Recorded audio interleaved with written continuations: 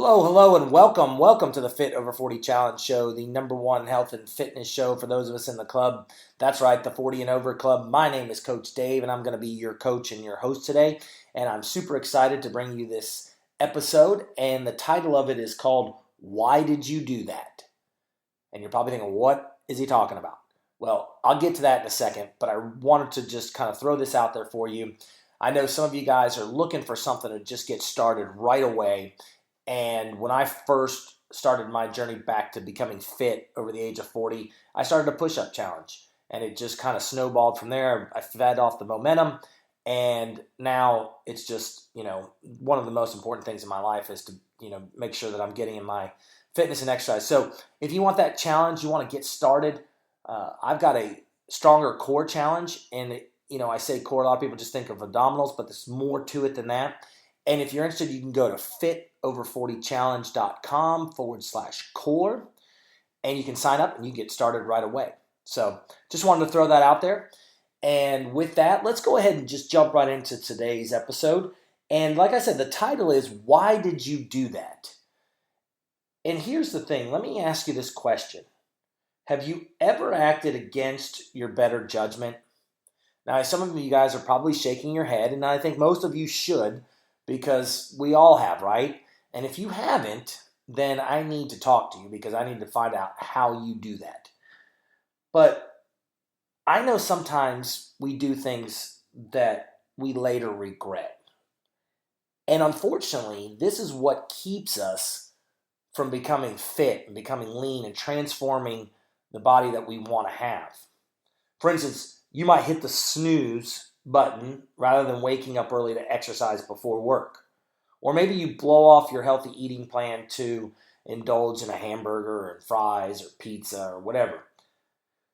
Or maybe you start an exercise program only to drop out into it weeks, later, 2 weeks later or so.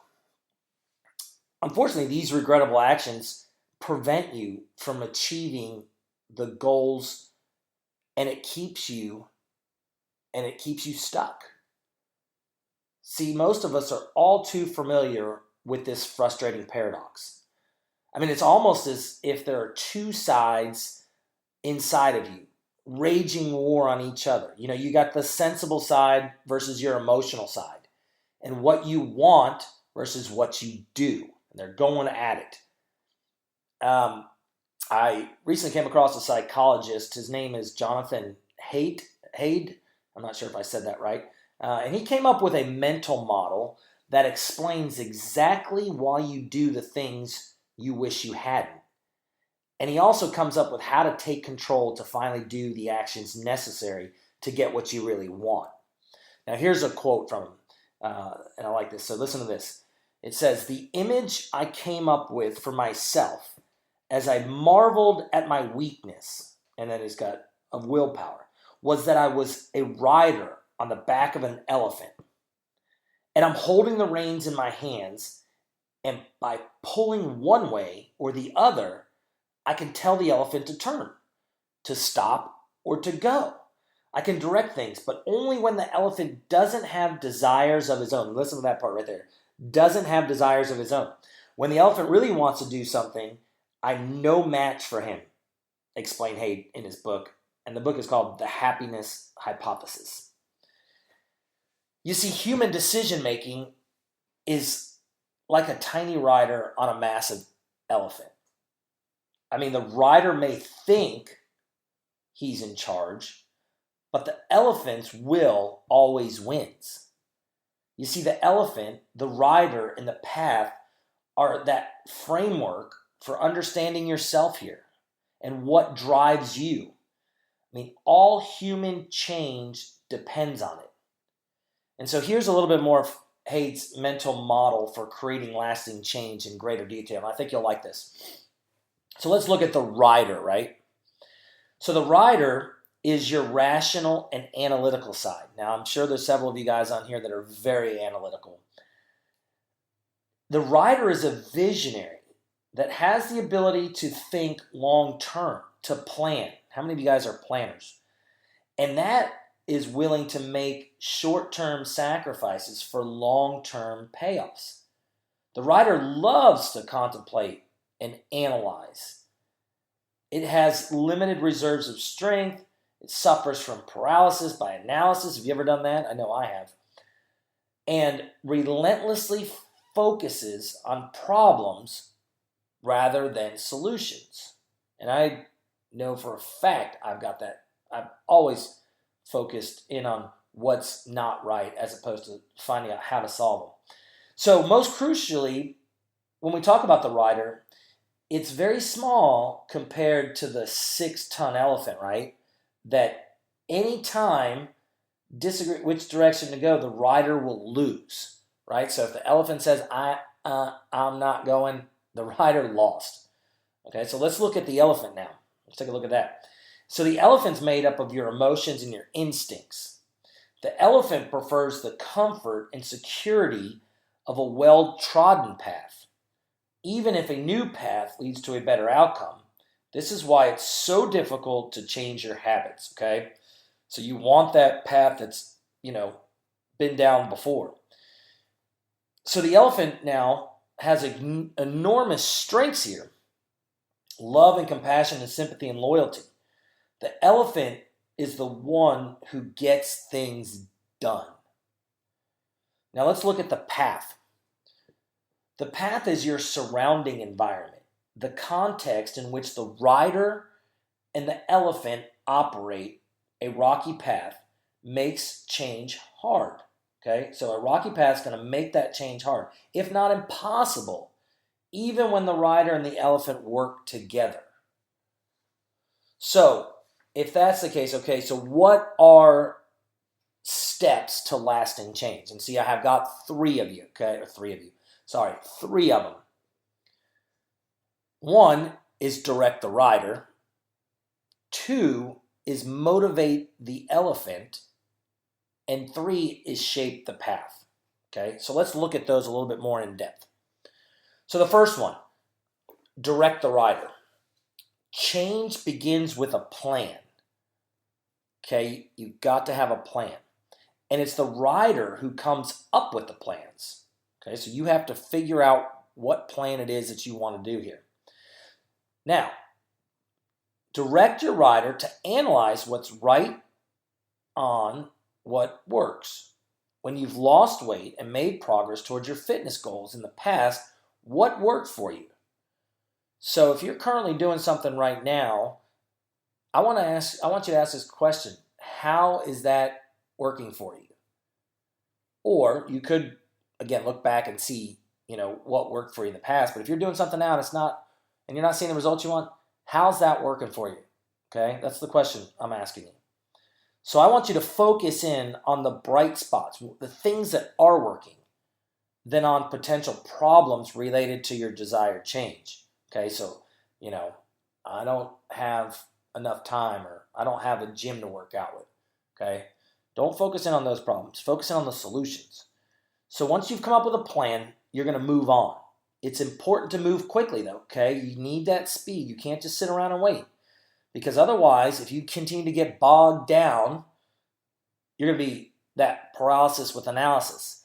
And I hear this all the time that people are like, well, I just don't know, should I do this diet? Or should I do paleo? Should I do zone? Should I do intermittent fasting?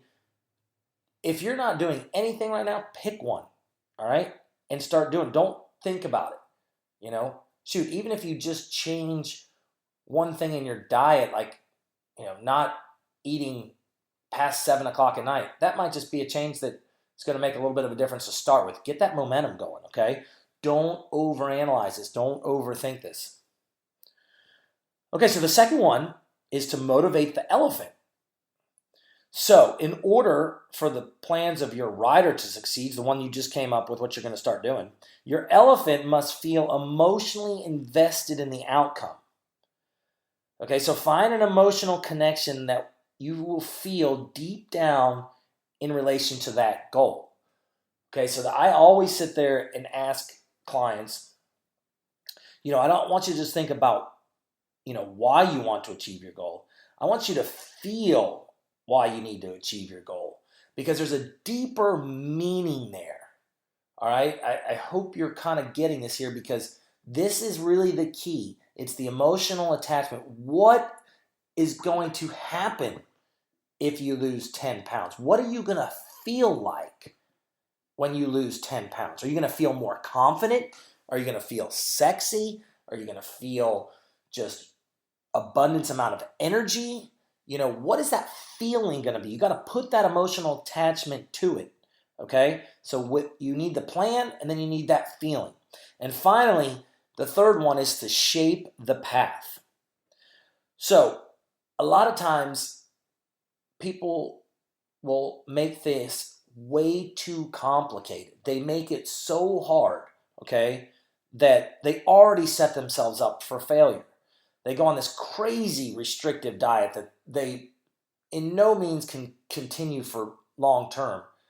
And then they go off and they fall off the path again. So make change easy. I need you to reduce the obstacles in your life. Okay? So that new desired behavior is almost frictionless. Now, continue to move the barriers between you and the actions that you want to take. And there's lots of different barriers and obstacles out there. And one of them might be the people you're hanging around with. Maybe you need to change that. Start hanging around with people who believe in health and fitness and wellness, okay? Get around people that are going to motivate you, not, pull you down and knock you down. All right, so once you do that, okay, make things simple again. Take the actions, to remove those barriers, and then lay out your workout clothes the night before. I think it was like Steve Jobs and Mark Zuckerberg. They always say they wear the same clothes. They don't have much deviation to their attire, their outfits, their work, because they don't want to have to think anymore about it. If you go ahead and just get your workout clothes out the night before, you don't have to worry about, oh my gosh, I'm hurrying, I can't get, I forgot them, and then bam, you're at work, you don't have your clothes to go to the gym or whatever. So plan ahead, put them out there. Now, you can do this in the morning, or sometimes for me, I'll prepare healthy meals and get it all set up, all my prep stuff done at night. So that way, because I know I'm stressed for time in the morning, okay?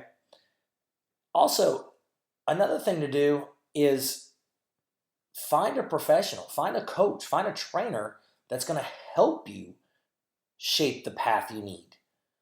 I hear this all the time. People are always like, well, I need to get in shape before I work with a trainer. Well, I don't know where that logic comes from, because to be honest with you, the trainer is going to be the one, or the coach is going to be the one that's going to be able to get you in shape probably the fastest, because they're going to be able to look, at an unbiased approach of what you've been doing, what you're currently doing, and then take that and put it all together and get you to where you need to be. Okay?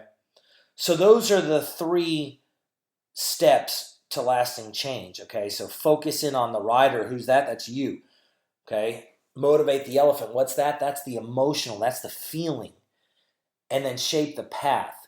Okay? Seek out a professional to help you if you need it. Okay? Make things easy. Take away those barriers. Take away those obstacles. Now listen, the key to effective change is getting the elephant and the rider moving together on a smooth path to success. Now, if you do this and you stop doing the things that you later regret, like sleeping in, and just blowing your day by eating 3 to 4 meals of, high saturated fats, and then starting a program and stopping, once you stop doing those things and you start focusing on the elephant and the rider and get them to come to a smooth path, you're going to start seeing success. And so that's today's episode. Again, I appreciate everybody. Again, all the comments and feedback that I get from these is so, I guess rewarding for me, because it lets me know that, hey, my message is resonating. I really want this to be a movement. I want people to understand that fitness and being fit over 40 is a movement. It's something that we need to change, and you can be part of this. And so I'd love to invite you to my free Facebook group. It's allabouthealthandfitness.com. Love for you to join us in there. Again, it's a great place to have accountability as well as just being around people who are motivated and are going to help you succeed. So come on over and join us. And again, if there's anything I can do, please let me know. You can email me at dave@davemcgarry.com and just say, hey, I need a new path. And I'll sit down, get on the phone with you, do a 10-minute coaching call, and we'll get you set up. We'll get you on the right path, okay? Because it's not as hard as you think it is. And so with that, I'm going to go ahead and sign off. I hope you make it a great day, make it a great week, make it a great year. Come join the movement. And this is Coach Dave signing off.